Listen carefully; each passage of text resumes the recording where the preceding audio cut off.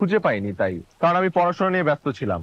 আর আমি সব সময় চাইতাম আমার সব ভালোবাসা জমা থাকুক আমার আমার ওয়াইফের জন্য।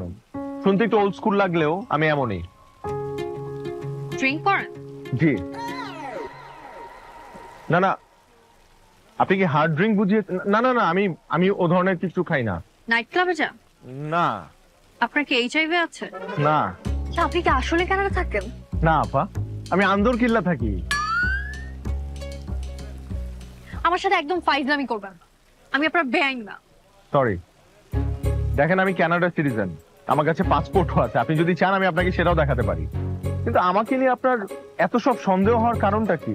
কারণ আপনি কানাডা থাকেন, অথচ ড্রিঙ্কস করেন না, গার্লফ্রেন্ড নেই, নাইট ক্লাবে যান না। ব্যাপারটা আমার কাছে নর্মাল লাগছে। দেখুন, একটা মানুষ দেশের বাইরে থাকে তার মানে তার এসব থাকতে হবে এর কোনো মানে নেই। আমি একজন পিওর মুসলিম।